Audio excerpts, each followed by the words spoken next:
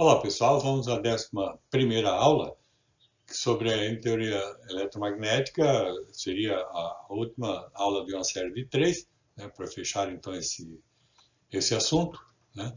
E nesse caso aqui nós vamos ver um gráfico que relaciona a emissividade direcional em função do ângulo de incidência. Por que a emissividade direcional? Bom, nós conhecemos até o momento equações para a refletividade direcional, né, com polarização perpendicular ao plano de incidência, paralelo ao plano de incidência, já vimos isso no vídeo anterior, né, e uma refletividade direcional, que é a média das duas, né, se o feixe não for polarizado, logicamente. Né.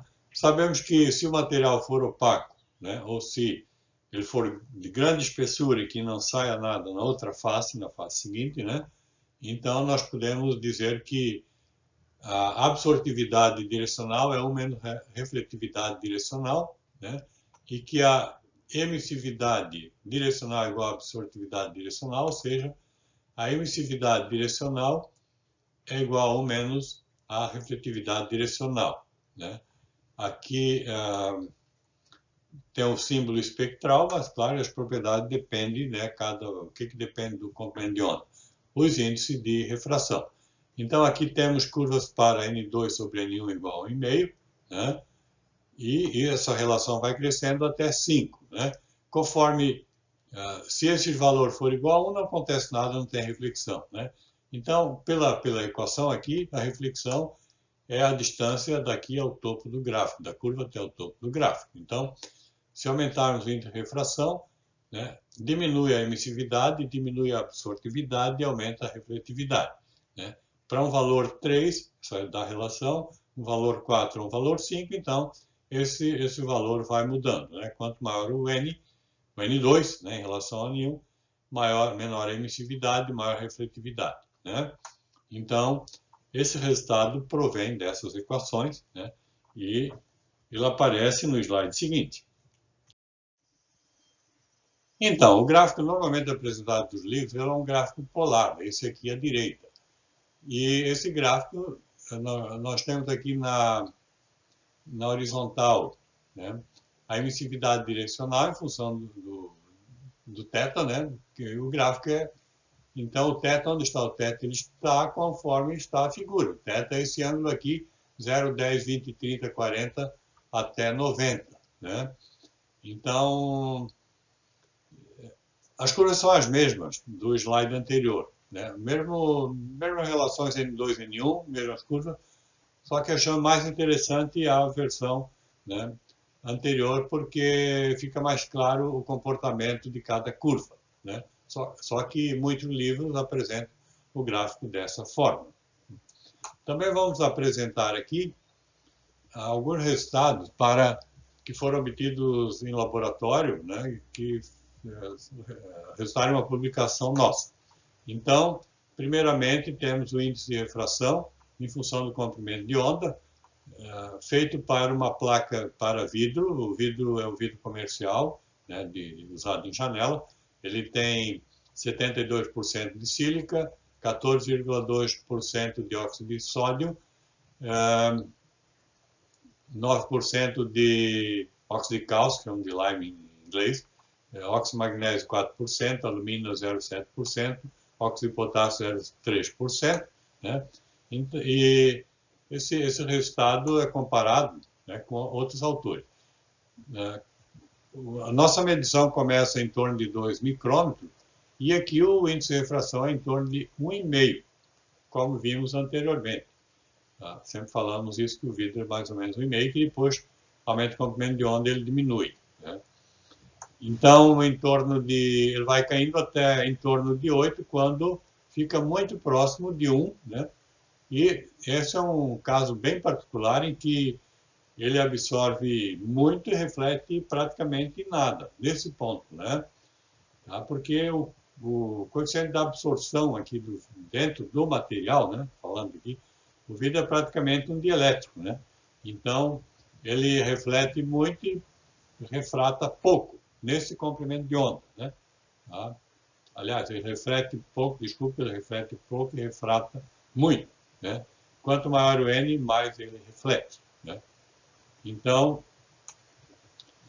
ele aqui vai subir, sobe um pouco e depois segue um comportamento normal, aí variando conforme o comprimento de onda até em torno de 22 micrômetros. Os resultados coincidem em algumas faixas, outras não, também nós não sabemos exatamente a composição dos vidros usados por outros autores, só não conseguimos explicar muito por que eles têm resultados inferiores a 1, né? Já que o vidro é um dielétrico e seria o mínimo, o valor mínimo é unitário, né? Isso aqui não é explicado também nos trabalhos que nós acompanhamos, né? Então, esse é o resultado para o índice de refração. No gráfico seguinte, temos a espessura óptica, né, para vidros de 1,9, 3,9 e 6 milímetros. Isso aqui no comércio é chamado 2 milímetros, você tem que medir a espessura exata, 4 milímetros, né, então dá 3,9, e o comprimento de onda aqui de 2,5, 2,7 até 22 micrômetros, né? O que é a espessura óptica? A espessura óptica, nessa fórmula aqui, é o A vezes L, né? Então, se nós temos a intensidade incidente, né, no meio, se contar o fenômeno de interface, esse seria o I0. E à medida que progride nesse meio, ela baixa a intensidade conforme a exponencial. O cosseno de Kia, se o feixe for muito inclinado, ele é importante. Como nós usamos um valor baixo de uns 5 graus, então ele praticamente aqui dá 1. Né? O A, no caso, seria o coeficiente de absorção, que é 4π vezes K sobre lambda zero. O K também é o coeficiente de absorção. Esse K, estão lembrados, é a parte complexa do índice de refração, adimensional, e esse aqui é o coeficiente de absorção em metro na menos 1. Tanto que A vezes L dá um adimensional, né? L é dado em metro, digamos, e o que interessa para quem vai medir é o AL, né? Então, a espessura óptica tem essa importância. Então, se tivermos uma espessura óptica de 1,0, passa apenas 36,8% de radiação da original. Se ela aumentar para 2,0, apenas 3,5%. Se ela evoluir aí para 5, já ficamos com 0,7%. Se chegar em 10, já praticamente não temos nada passando no material, né? Então, ele praticamente se torna opaco. Então, o que acontece no vidro? Até os 4 micrômetros, nós conseguimos ter um resultado interessante, até uns 5, né? E aqui, então, de 3 a 4, né? O vidro de 1,9 milímetros, ele tem uma espessura óptica abaixo de 1, 0,8 por aí, né? Um vidro com espessura de 3,9 milímetros, ele tem uma espessura óptica de 1,5 mais ou menos. Um vidro de 6 milímetros, ele tem uma espessura óptica de 2,5, variando um pouco. E em seguida aumenta muito, né? Então o vidro vem a se tornar quase que opaco, podemos dizer que opaco. Por quê?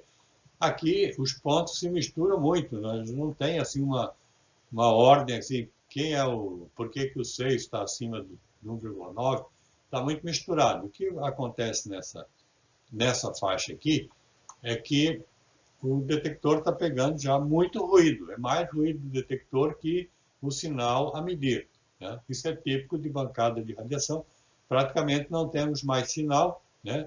E, logicamente, nós usamos a energia, temos uma fonte nesse sistema para gerar a radiação incidente, e aqui já não temos também muita energia, então os resultados já se tornam muito discutíveis, né? Parece aqui que a espessura óptica é mesmo, né? Isso aqui é mais ruído, né?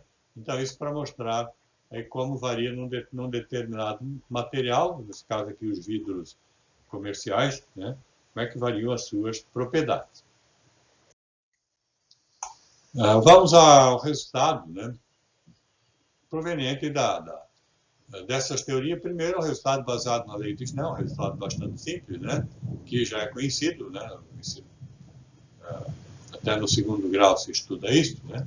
Então, a lei de Snell, N1 seno de θ, N2 seno Φ, mas nós estamos aqui de um meio com maior índice de refração N, por exemplo, estamos no interior de uma placa de vidro saindo para o ar. Então, o θ é pequeno, o Φ é maior que θ. Né? Então, vamos usar aqui N1 igual a 1, N1 igual a N, N2 igual a 1.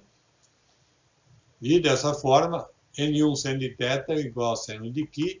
Sabemos que o seno é sempre menor ou igual a 1, né, de um ângulo. Então, isso quer dizer que se aumentar muito θ, o Φ vai a 90 graus. Né? E, com isso, N1 seno de θ está limitado ao valor máximo de 1. Que será sempre menor ou igual a 1.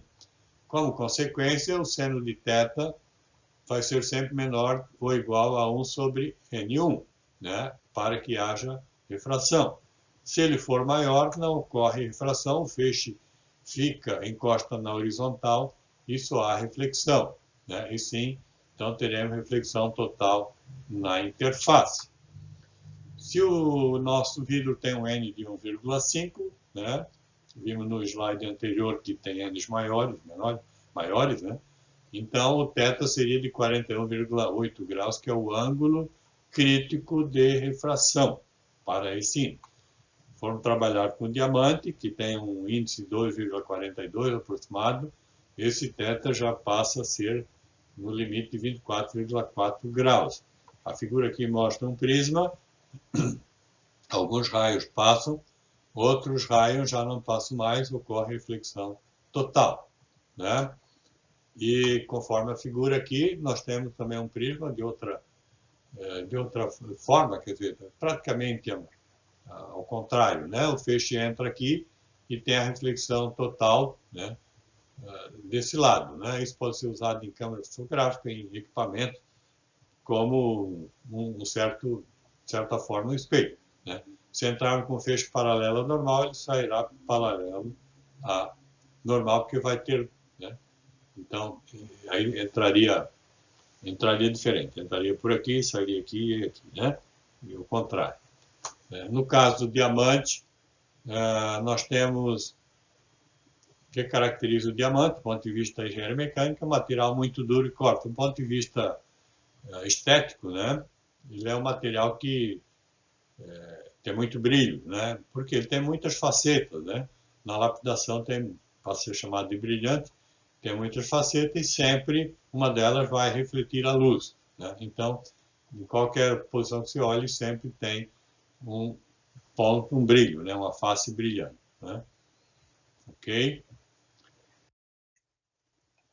Nesse slide, nós vamos falar um pouco de polarização neste e nos seguintes. O primeiro é que isso vem do catálogo Ariel, Mirrors, Lens e outros aplicativos, outros componentes, né, de óptica.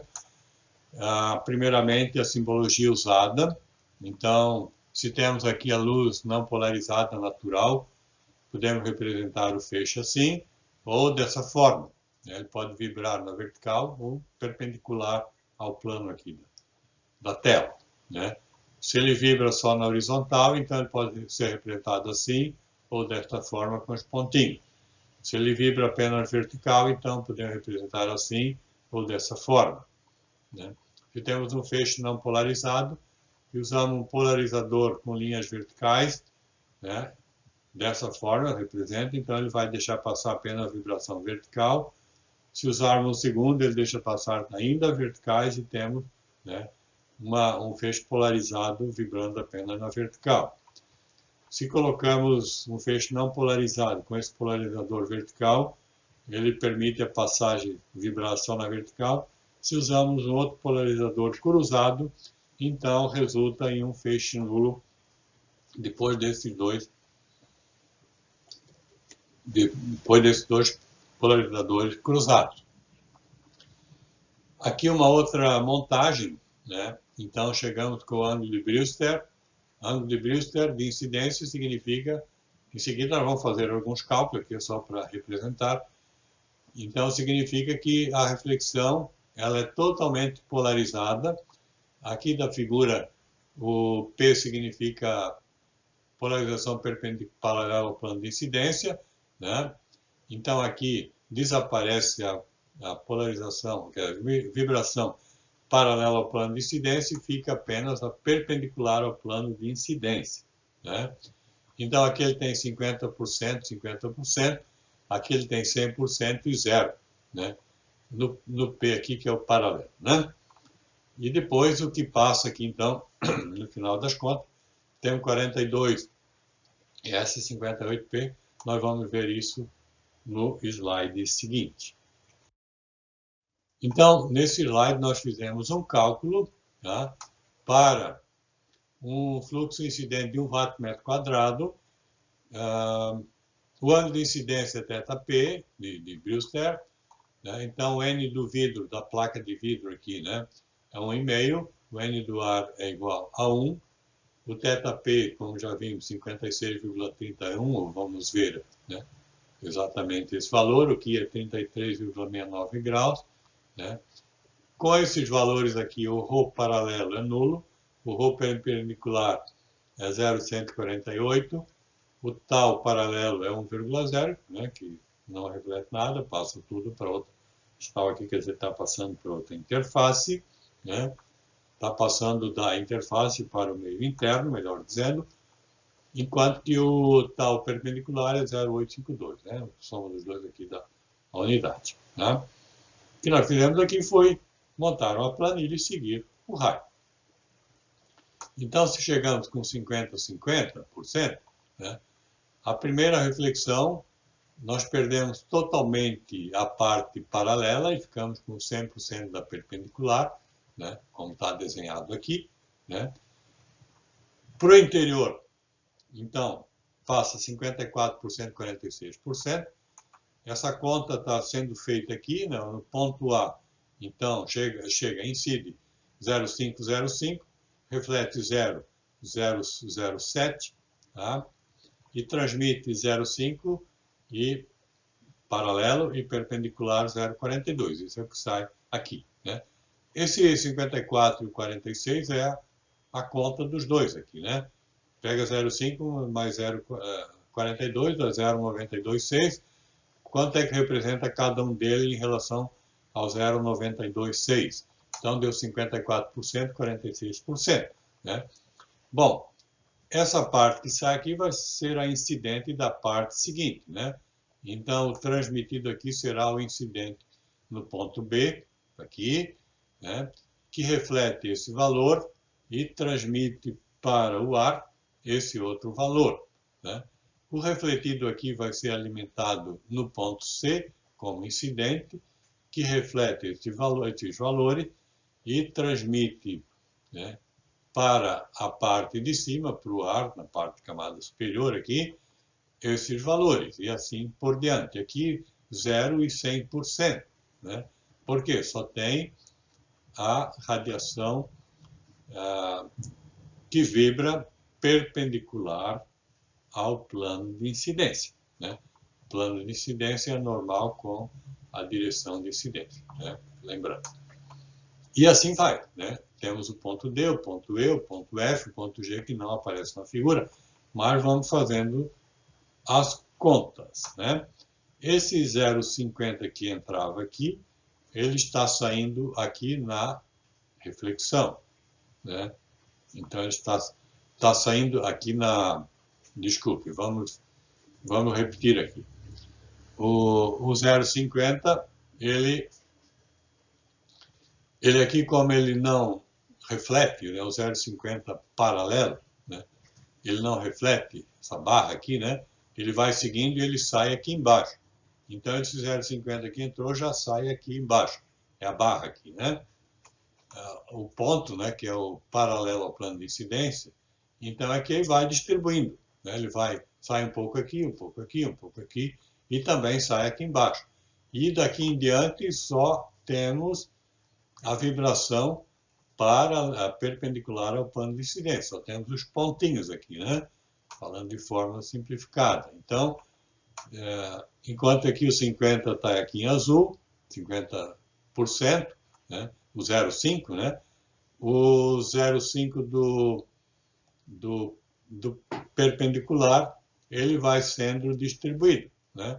Então, ele é refletido essa parte, depois ele é transmitido aqui embaixo esse percentual, no ponto C ele também é transmitido para o outro lado, para outra interface, e assim vai. Então, somar isso tudo aqui dá o 0,50 watts, ou 0,500 watts por metro quadrado, né?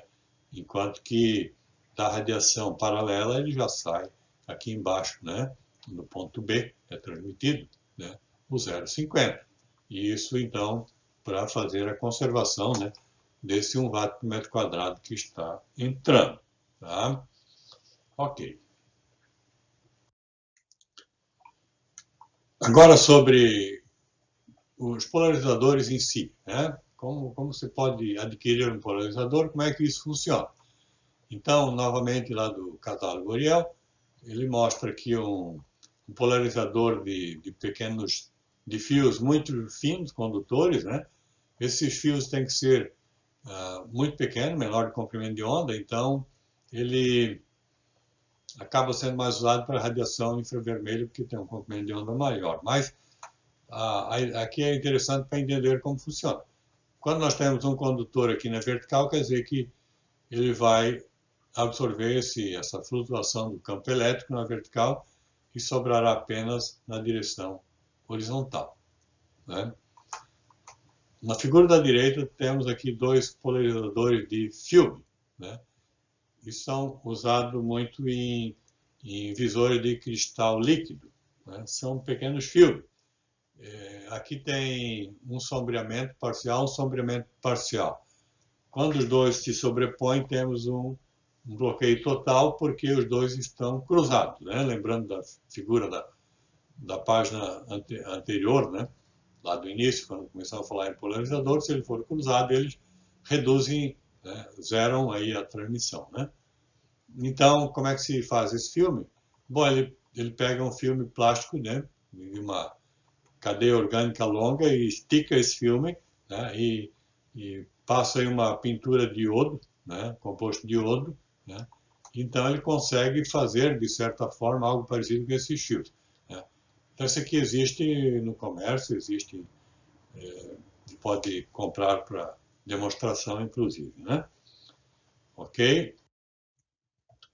Outros polarizadores um pouco mais robustos, né? Aqui, no caso, é de cubo, né?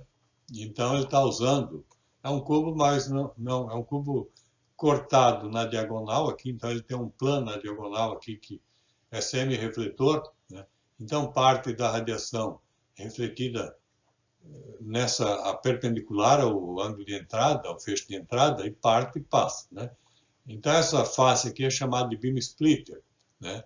Beam splitting face, né? Mas chama também de beam splitter quando ele tem essa função, né? Então, aqui ele consegue praticamente, né, fazer com que tenha polarização perpendicular, né, ao plano a esse plano aqui. Aqui tem que considerar o plano da face aqui, né? Então, é perpendicular aqui, né? E o paralelo ao plano de incidência, né? Então, a normal da face estaria aqui entre as duas, né? O paralelo seria isso aqui, né? O paralelo é o P, né? Então, sairia com o feixe polarizado dessa forma e o feixe polarizado 90 graus da outra forma, né? Essa ideia, então, é usada em outros polarizadores, como o Volaston, né?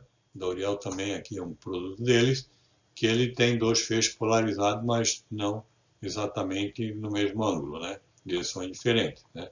E aqui o Glan Taylor, outro tipo de aplicação, né? Então é um componente óptico que você compra para usar no equipamento, né? Assim como você tem espelho, tem lentes, então tem polarizadores, tem filtros, tem, né? Uma série deles, né? Ok? Isso aqui é uma curiosidade bastante interessante, né? Isso aqui são materiais que têm duplo índice de refração, né? E esse varia com a direção de polarização. Então, essa figura aqui explica, então, isso aqui é um mineral, né? Esse cubo aqui, né? Ele é de calcita, é um mineral. Eu tenho dois cubos desses, né? Eles são cortados, tem a clivagem dessa forma mesmo, né? E aqui tem os ângulos, né, em que o plano de corte, de clivagem, né? Então ele, conforme a direção de polarização, ele separa em feixes, dois feixes, né? Então isso sempre atraiu a curiosidade dos pesquisadores. Aqui é uma figura obtida em um museu, né? E temos aqui uma fenda verde e uma fenda roxa, né? E quem olha, né, está vendo aqui uma fenda apenas, mas sobre esses cristais aqui, esses sólidos aqui, então nós conseguimos ver a dupla, né? Isso faz com que o que está escrito aqui apareça duplicado, né?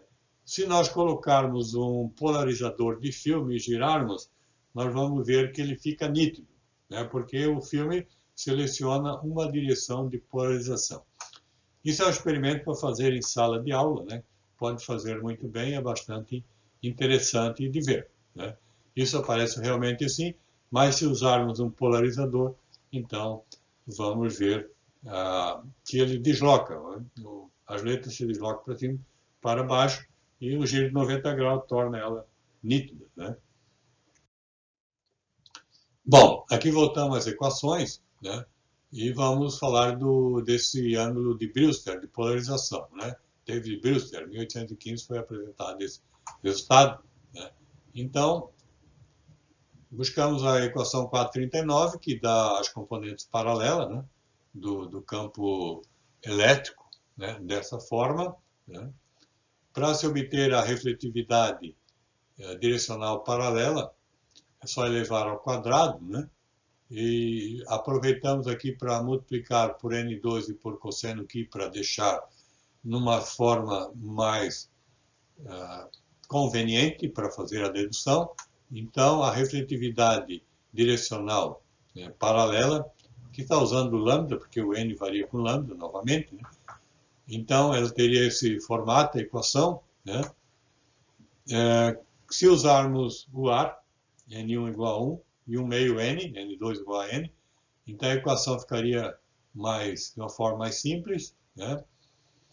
E nós vamos obter, né, queremos obter o θp, né? Como é que se obtém o θp? Em que valor de N? Então, a primeira abordagem, nós temos aqui três abordagens, né? A primeira, desenvolvida por nós mesmos, né? Então, nós vamos ver como funciona. Quando é que lambda pode ser nulo? Lambda pode ser nulo se a parte de cima for nula. A parte de baixo é positiva, não tem o que fazer. Os valores são sempre positivos, né? Então, aqui temos um sinal negativo, de repente nós podemos ter um valor nulo aqui. Então, para que seja nulo, né? Para que seja nula a parte de cima, e isso vai ocorrer em θ igual a θp, então podemos escrever isso, né? N cosseno θp menos cosseno de φ igual a zero. N cosseno θp igual a cosseno de φ, vamos chamar isso de número 1, né? Elevando-se ao quadrado, né? Então temos cosseno ao quadrado de φ, pela trigonometria, isso é 1 menos seno ao quadrado de φ, vamos chamar isso de número 2, e vamos trabalhando as expressões. A lei de Snell, seno de θp, para o ângulo θp, né? É n seno de φ, então, seno ao quadrado, n ao quadrado, seno ao quadrado de φ, e isolamos seno ao quadrado de φ, seno ao quadrado de θp sobre n quadrado, né? E vamos substituir na equação 2, onde temos o seno ao quadrado. Então, n quadrado cosseno ao quadrado de θp, que está aqui embaixo, 1, que já tínhamos, e onde temos seno ao quadrado, fica seno ao quadrado de θp, n quadrado. Ok? Então, repetindo a expressão, né? Podemos multiplicá-la por n quadrado, temos n na quarta cosseno quadrado, n quadrado, tínhamos 1 lá, fica n quadrado. Aqui tínhamos a divisão por n quadrado, então desaparece esse n ao quadrado, né? Então fica n quadrado, trocamos o seno quadrado por cosseno 1 menos cosseno ao quadrado, usando a trigonometria.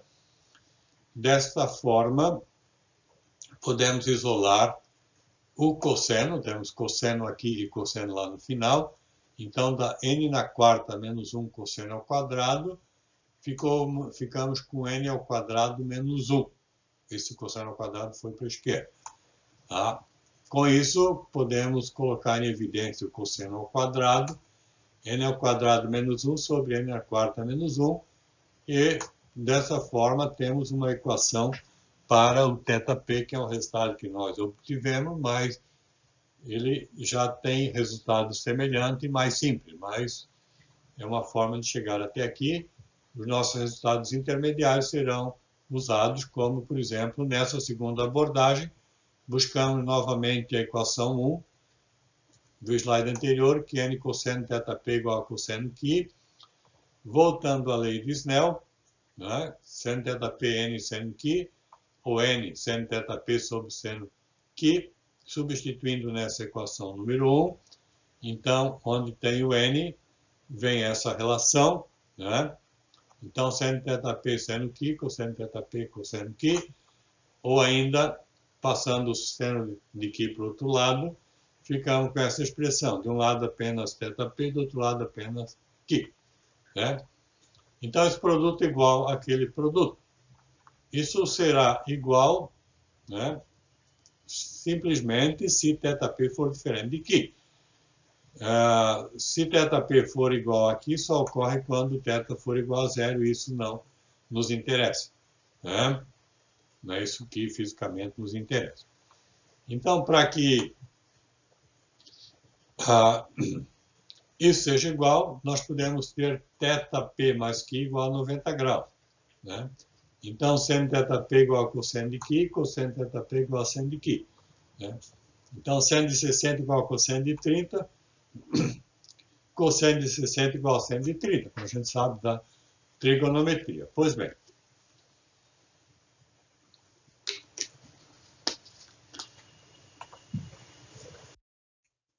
com isso, repetimos o resultado aqui, θp mais φ igual a 90, podemos somar 90 nos dois lados e temos essa soma igual a 180. Isso é o que ocorre à direita.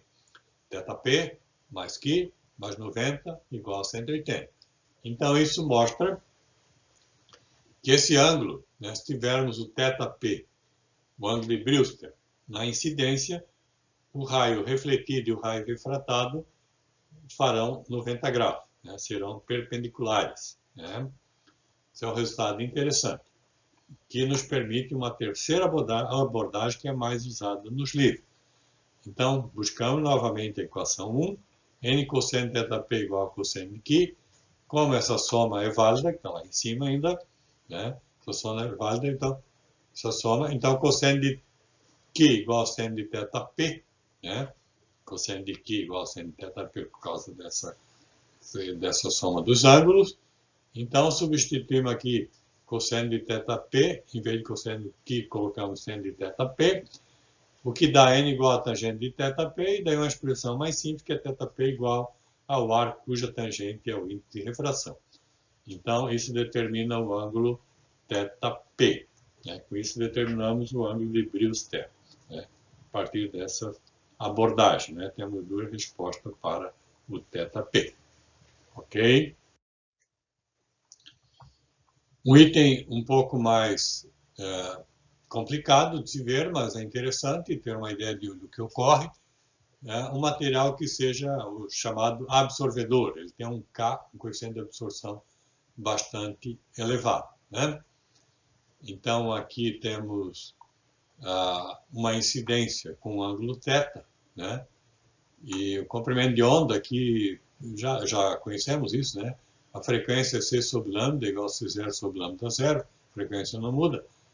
Então, essa onda está vindo no meio não absorvedor e passa para o meio absorvedor. Né? Essa figura aqui do Arne Nordman, do Wikipedia, lá ele mostra como é que são as frentes de onda. Né? Então, cada ponto, né, da frente de onda em azul que está chegando se torna uma nova frente de onda. Isso dá, então, um feixe com as frentes de onda verde, né, que são paralelas. Né? E são chamados planos de mesma fase. Né? Então, nós chegamos aqui com uma onda chamada homogênea, como vimos, quer dizer que a intensidade não muda ao longo desse plano, né? Dessa frente, né? Que está tracejada aí. E esses planos aqui, essas frentes, são planos de mesma fase e de mesma intensidade. Então, isso caracteriza uma onda homogênea, chamamos também de plana. Né? Só que, no momento que o feixe, né, esse raio atinge o outro meio, o meio 2, ele muda a direção, né, para um ângulo agora chamado de delta, e ele começa a perder intensidade, ele vai sendo absorvido. Né? Então, à medida que ele viaja aqui dentro, ele vai sendo absorvido conforme a exponencial que nós vimos. Né? Então, ele vai diminuindo a sua intensidade. E esse começa primeiro, depois esse outro e depois o terceiro. Digamos aqui esses 3 raios. Né? Então, aqui temos o sistema de coordenadas XY, sistema de coordenadas XY, X', Y'. Né? O que acontece? Essa onda agora não é mais homogênea, porque, embora a onda penetre dessa forma, esses planos aqui têm a mesma fase, conforme essa figura. Né? Então, aqui ele está sendo gerado aqui, né? E essas frentes de onda determinam as fases. Então, essas linhas aqui são planos de mesma fase. Mas as intensidades, elas são determinadas conforme o x, né? Então, conforme a distância que penetra. Né? Penetrou uma certa distância, né? X, ele tem uma certa redução. O dobro da distância, uma outra redução, né? O triplo da distância, uma outra redução. Então, esse feixe aqui já tem uma intensidade menor do que esse, menor que esse e menor que esse. Esse aqui viajou menos dentro do meio 2. Né? Então, essa onda não é mais homogênea. Isso gera um complicador no momento de atuar, de ver as equações, como aparece no slide seguinte. Então, o que acontece? Quando o meio não é absorvedor, nós deixamos a lei de Snell dessa forma, e o N2 passa a ser um índice complexo. Né? Então, ela poderia ser representada assim, N1 sendo de θ, já que esse meio não é absorvedor, e N2 barra sendo de Ki. Né? Como isso aqui é real, a parte esquerda, a parte direita, o N2 é imaginário, então sendo de Ki já é imaginário também. Né? E com isso, ele é um número complexo, né? O Ki é um número complexo. Né? Não é mais um ângulo. Né? Então, a velocidade de propagação não é mais C0 sobre N, mas C0 sobre alfa. Né? E o alfa depende de N e de K. K é o coeficiente da absorção. Né? Tá aqui, K2, N2, K2. Né? Então, a expressão, a equação 417A, era representada assim, ela passa a ser representada com alfa no lugar de N, e agora o X' que manda, né, por causa da fase aqui, né? Estão falando aqui de fase, né? Enquanto que o argumento aqui da extinção estão falando de X. Então, parece X' aqui, nesse ponto, e o coeficiente de extinção é o beta e não mais o K, né? Então, alguém quiser prosseguir nesse estudo, tem que voltar lá, siga o Howell na página 110, tem mais detalhes, né? Mas nós temos novos parâmetros. Então, se nós temos θ, n e k, nós obtemos delta, alfa e beta. Né? Delta é o ângulo, né? Alfa está no lugar de n, né? E o beta está no lugar de k. E a relação entre eles pode ser obtida aqui, que não é muito fácil, é um processo iterativo para obter isso, certamente. Né? E com isso nós vamos vendo aí o que complica. Né? Se a incidência for normal, logicamente a onda continua a ser uma onda homogênea, né? E beta passa a ser θ igual a zero, beta igual a k, delta igual a zero, alfa igual a n. Aí o tratamento é normal. Né? Só isso para esclarecer um pouco sobre este ponto. Ok? Bom, alguns resultados, né? Se tivermos aqui um meio N1 complexo aqui, no índice de refração complexo, com absorção, o meio 2 também, então podemos usar o resultado da equação 444, né, se for normal. O resultado, em vez de o índice de refração reais, né, temos os complexos, né, substituindo aqui, podemos substituir o índice, o valor completo dele aqui, né, e fazer o cálculo, né, para chegar, isso aqui é a relação entre a amplitude refletida e incidente, elevando ao quadrado temos a refletividade, mas usamos aqui o conjugado complexo. Conjugado complexo não é simplesmente quadrado. Quadrado é um pouco mais complicado.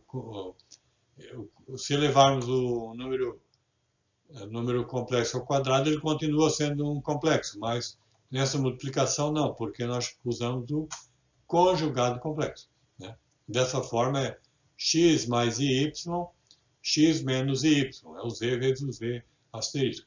Então esse produto aqui dá um produto real, né? Porque vai ter o produto i ao quadrado que dá menos 1, né? Então o resultado é só fazer dar isso aqui, né? Como está aqui, né? Se acaso K1 e K2 forem nulos, nós voltamos ao resultado que tínhamos anteriormente para o meio não absorvedor. N2 menos N1 sobre N2 mais N1 todo ao quadrado, né? Ok. Outro resultado pode ser obtido para incidência oblíqua. No caso aqui, em que o N1 não seja absorvedor, então N1 igual a 1 é o ar, né? O vácuo, e K1 igual a 0. E o N2 vamos usar N e K2 igual a K, né? Então, tomando as equações 450A e B, substituímos lá o N1, N2, né? De forma genérica ainda, e em seguida vamos fazer as mudanças aqui para esse caso aqui do quadro aqui de baixo. Então, fazendo a alteração, né, temos aqui, agora N2 passa a ser N, K2 igual a K, né? Então, ficamos com esse resultado, né? E multiplicando, ficamos com N barra cosseno de θ menos cosseno Φ, N barra cosseno de θ mais cosseno Φ, esse é a componente paralela, a componente perpendicular, é um pouco semelhante, mas existe uma troca aqui de cosseno, né? Tem um sinal negativo na frente, né? Alguém resolveu isso, né? Lá no Siegel Hall está resolvido. E como é que se procede para chegar a esse resultado? Então, a lei de Snell, né, colocada dessa forma, né, fica 1 sobre n barra, então seno aqui é seno de θ sobre n barra, né? Elevando isso ao quadrado, né, temos essa forma, né? E nós queremos achar, né, nós vamos trabalhar com a expressão B aqui, que é a mais simples, né? A mais simples que pode ser obtida, né? A é mais complicada, né? E fica a cargo aí de quem estiver interessado em fazer esse trajeto. Então, seguindo a B aqui, nós precisamos eliminar esse n barra cosseno Φ. Então, vamos lá. N barra cosseno de Φ, n barra 1 menos seno quadrado de Φ ao meio, isso é da trigonometria, esse passo aqui, né? E seno quadrado de Φ, então pegamos esse resultado da lei de Snell, que é seno quadrado, né? N quadrado, multiplica aqui, né? Passa para dentro, né? N quadrado aqui por enquanto, né? Agora sim vamos fazer a troca, né? Então esse segundo termo é o que está aqui, fica N quadrado seno quadrado de Φ, né? Então fica esse n quadrado tem que vir para frente aqui antes, né? Então ficaria n quadrado menos seno quadrado de θ na 1 meio, né? Então esse termo que estava aqui, que está aqui, n barra cosseno Φ, fica n barra ao quadrado menos seno quadrado de Φ na 1 meio, né? Isso ele representa genericamente como A menos IB, tá? Tirou esse número e vai trabalhar com esse número, tá? Depois determinaremos A e B. Então, voltando ao componente perpendicular, né, equação B, né? Então, esse n barra cosseno Φ fica A menos IB menos cosseno θ, A menos IB mais cosseno θ, né? Ok? Para obter a refletividade, multiplicamos pelo seu conjugado complexo, né? Então, fazendo essa multiplicação, dá uma equação longa, em que nós podemos fazer alguns cortes. Tá? Então, A menos cosseno de θ, A menos cosseno de θ, IB cosseno, né?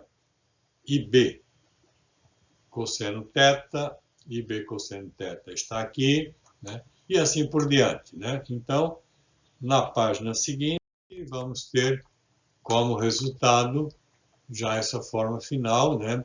Bastante longa. Mas, como falei antes, a refletividade paralela é um pouco mais complexa a ser obtida, né? E fica em aberto aí para quem quiser fazer esse caminho. Note que o ρ perpendicular aparece aqui multiplicando, né? Falta ainda para 45A, 4B obter os valores de A e de B, tá? Então, essa equação ela é usada, né, que nós usamos antes na definição, para obter o A e B, tá?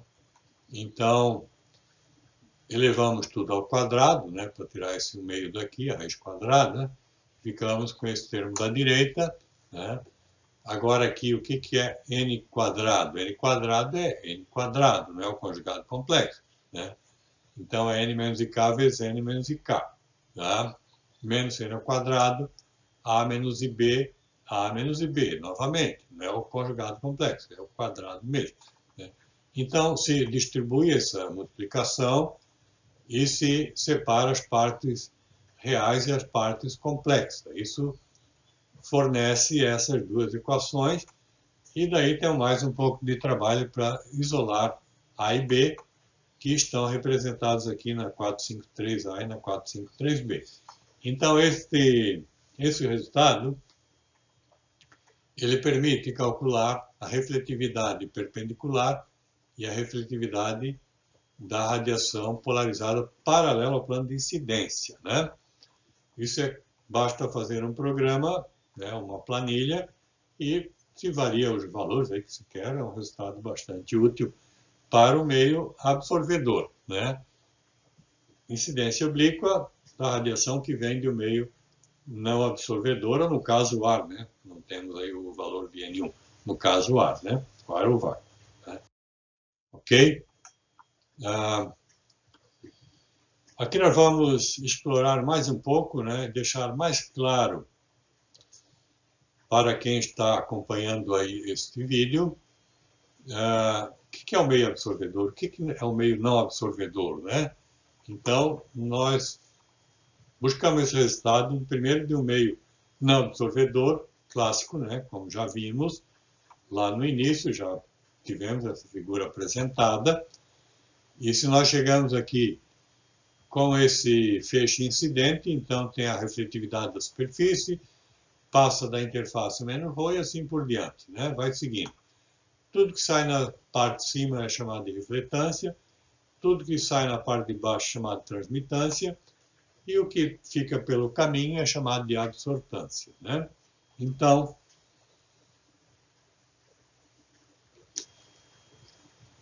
essa parte que é absorvida, né? Esse pouco que é absorvido aqui no meio, né? É um meio pouco absorvedor, não é o meio que não absorve nada, porque o meio que não absorve nada é praticamente o ar seria, mas não é isso que nós estamos interessados, né?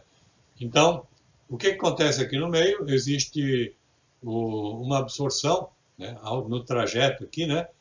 E essa absorção nós podemos tirar dessa expressão, que nós já vimos também em alguns slides anteriores.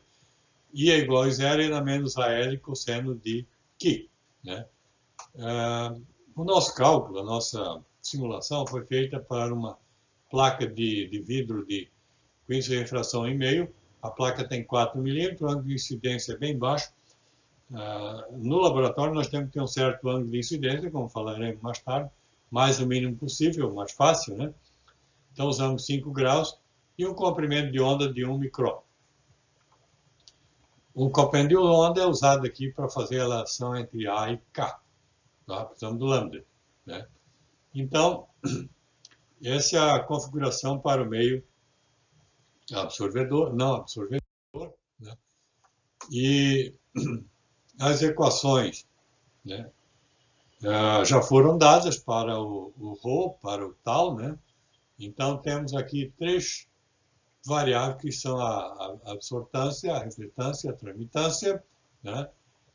E para um baixo coeficiente de absorção, né? Muito baixo aqui, né? Então essas três variáveis da figura anterior, né? Três somas aí de resultado, né? Para os materiais dielétricos.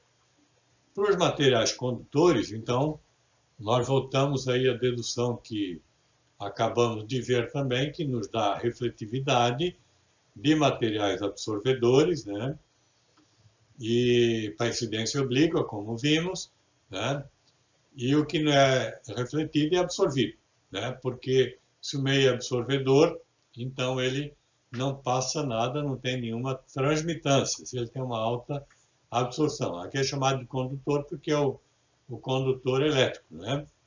O que nós fizemos? Nós fizemos foi pegar os modelos e ficar variando o K em uma grande faixa, né? Desde 1 vezes 10 no menos 7 até praticamente, né, 2 vezes 10 não, ou seja, até 20, né? Então, 1/10 de milésimo até 20, esse valor de K foi sendo variado. Note que até praticamente 0,01 nós usamos os modelos de meio de pouca absorção, ou meio dielétrico. E praticamente aqui com essas duas curvas, né, de 1/10 milésimo, né, 1/10 milésimo até 20, nós usamos os resultados de meio absorvedor, né. A ideia, isso foi originado lá pelo artigo do qual já falamos, né, de saber até que ponto eu posso usar os modelos de material dielétrico para o meio que absorva pouco, né, até que ponto isso é válido. Então, note que no meio dielétrico, né, quando se aumenta o K, ele aqui, isso aqui é a transmitância, ele passa a transmitir menos, menos, menos, e até que chega um ponto que ele não transmite nada. Então ele consegue absorver tudo, né, no interior do material, né? Então, quanto que ele reflete, né? Quanto que ele reflete esse material? Em princípio, ele aqui está refletindo, nós já fizemos esse cálculo algumas vezes, ele está refletindo 0,08. 0,08 é porque está em jogo aí a reflexão em duas interfaces, cada uma delas com 0,4. A terceira reflexão interna, múltipla ali, né? Ela já é muito pequena. Então é 0,04 mais o 0,04, dá o 0,08. Mas à medida que a absorção interna aumenta, né? E então aqui a absorção vai aumentar, né? Então nós vamos reduzindo a segunda reflexão na face inferior do material. E passa a preponderar, a predominar apenas a reflexão na primeira interface, a interface de incidência. Com isso, o valor vai de 0,08 para 0,04, né? E com isso, a absorção ela vai chegar no 0,96% para esse material e ela continuará assim em seguida, sempre, né? Então, não tomando conhecimento de um aumento maior do coeficiente de absorção. Então, esse modelo ele vai até um ponto, depois ele não serve mais, né? Isso está claro, né? O modelo de grande absorção, ele, aqui no meio, por exemplo, ele está dizendo que tem uma reflexão, né? Uma reflexão de 0,04, praticamente em cima da reflexão do outro modelo, né? Reflexão apenas em uma interface, né? Que é a interface de incidência, né? E o resto é a absorção. Mas à medida que aumentamos o K, note que o N sempre é meio, né? O material hipotético aí que o N não está variando. Então, à medida que se aumenta o coeficiente de absorção K, esse comportamento também muda, né? Esse comportamento muda e ele passa a ser um material muito refletor, né? Se eu tiver um K igual a 20, por exemplo, ele já praticamente não absorve nada e reflete tudo em termos, né? Isso é típico de um material de alta reflexão, como o metal polido, né? Ouro, alumínio, assim por diante, né? Então ele reflete muito. E esse modelo, à medida que o K é reduzido, ele também não muda, ele vai dando sempre o mesmo resultado. Então, se o modelo anterior não servia para a parte da direita, o modelo atual de material condutor não serve para a parte esquerda de baixo K. Então, isso mostra a amplitude ou a faixa de uso de cada modelo. Existe uma região aqui que os dois funcionam razoavelmente bem, coincidem os resultados, né?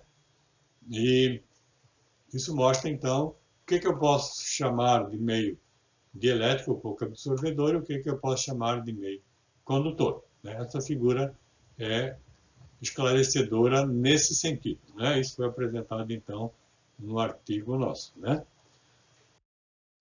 Ok? Bom, os resultados do meio absorvedor, né, usado, né, que nós deduzimos ali, as últimas equações que nós vimos, então, eles são apresentados na figura 4.9 do Siegel-Howell, né, e aqueles resultados são relativos à platina.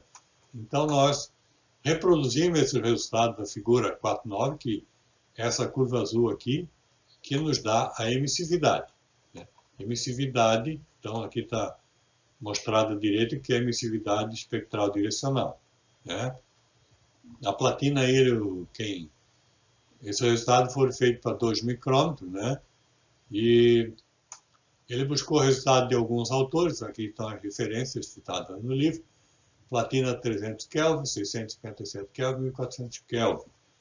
Então ele mostra, né, que, embora o comportamento seja muito semelhante, né, de uma emissividade direcional maior em ângulos muito elevados, né, ângulo θ muito elevado, e baixo, né, em ângulo próximo da normal aqui, né, então 0,80 por aí, né, 0,80 praticamente, né, então esse resultado mostra que está coerente, mas distante um pouquinho do resultado experimentais, né? Isso já foi alertado no início da aplicação da teoria eletromagnética, que a teoria são modelos ideais, né? Então, que foge um pouco às vezes coincide, como vamos ver também na tabela seguinte. Bom, aproveitando a oportunidade, nós mostramos também que esse epsilon, né, direcional é igual a alfa direcional, e que o alfa direcional é o menos ρ direcional. Né? Então, a curva azul tem o seu complemento lá em cima, que seria a refletividade. Então, enquanto que a emissividade sobe, a refletividade desce, está aqui indicado, né? E a soma das duas dá sempre a unidade. Né? E aí, também aproveitando a oportunidade, pegamos material como cobre, 0,65 micrômetro. Ele tem esse índice de refração abaixo de 1. Isso aqui ele é um índice complexo, não dá para dizer que a velocidade da luz dentro do cobre seja menor. Aí é outro fenômeno, né? Outro comportamento aí, né? K é 3,26, é bastante alto, né? Então, ele tem esse comportamento, né? Aqui praticamente constante, né? Na emissividade, varia um pouco, né? Então dá para ver que aquela subida ali nem sempre ocorre, às vezes ocorre, mas nem sempre, né? Aqui no cobre a 4 micrômetros ocorre um pouco, né? Ele é um material bastante refletor, nesse caso, bastante polido, né? Por princípio, esse material é sempre bem polido, né? Então ele tem essa emissividade bastante alta, né? Tá? Emissividade bastante baixa. Né? Então isso mostra também os resultados obtidos, né? A partir da média da refletividade que foram dadas, das curvas que foram dadas, né? Ok? Então, Temos ainda alguns valores apresentados na tabela 4.2, Siegel-Howell, né? Para se ter uma ideia aí dos valores, né, de índice de refração, comprimento de onda aqui para o cobre, ouro, ferro, magnésio, níquel, prata, tungstênio, né, alguns 3 comprimentos de onda, 2 comprimentos de onda, assim por diante, um comprimento de onda, né? Os valores aqui, não se impressione com N menor que 1, porque o índice é complexo, né? Aqui o K é 3,26, aqui já é bem absorvedor, né? Bastante. O índice medido 0,20 e o calculado 0,14, difere um pouco, né? Aqui já está mais próximo, aqui difere bastante, né? E alguns mais próximos, como no níquel aqui está mais próximo, né? Outros mais distantes, mas, enfim, né? Para se ter uma ideia, isso é a emissividade espectral normal, direção normal aqui, né? Por ano, né? Ok? Então, aqui, um resultado interessante para complementar e para finalizar. O coeficiente de absorção da água em centímetro na menos 1. Né? Isso é o A que está indicado aqui, né? Que vamos levar na exponencial. A é 4π vezes K sobre lambda, zero, como nós já vimos. E a tabela, o capítulo 5, do quinto capítulo do Siegel-Howell, ele cita essa fonte e fornece essa tabela, nós transformamos isso num gráfico. Então, dá para ver o quê? E varia bastante, porque esse gráfico ele tem uma ordenada logarítmica, né, que está 1 milésimo, né, até 10.000, né, 1 milésimo até 10.000, varia muito. Então, no visível, né, a água é bastante transparente. Onde é que está o visível aqui? 0,4 a 0,7, então 0,058, né? Se colocarmos 1 metro de coluna d'água, isso dá 100 centímetros, então multiplicando isso aqui por 100, e ficaria uma espessura óptica de 0,058, é muito pequena ainda, né? Então passa muita radiação, né? Em 1 metro de profundidade de água, né? Mas se formos para essa região aqui, né, em que temos aqui o valor de 100, 10 na 2, né, por exemplo, né, pegar aqui o 10 na 2, então 10 na 2, isso está em centímetro na menos 1. Se eu pegar 10 na 2 vezes 1 milímetro, que dá 0,1 centímetro, né, então já daria uma espessura óptica igual a 10. Vimos anteriormente que espessura óptica de 10 não passa mais, praticamente mais nada. Então, nessa região aqui, a água é opaca à radiação, né? Nesse comprimento de onda. Ela é só transparente, próximo do visível, no visível e próximo aqui. Depois já interfere muito. E por isso que quando tem água no meio, né, trocamos ar por água, a radiação deixa de participar, né, porque no infravermelho ela praticamente é opaca, ok? Então, encerramos essa parte, né? Essa longa aula, fechando aí a parte da teoria eletromagnética com os seus resultados, né? E em seguida partimos, né, nos próximos slides para troca radiativa entre superfície. Então, muito obrigado e até a próxima.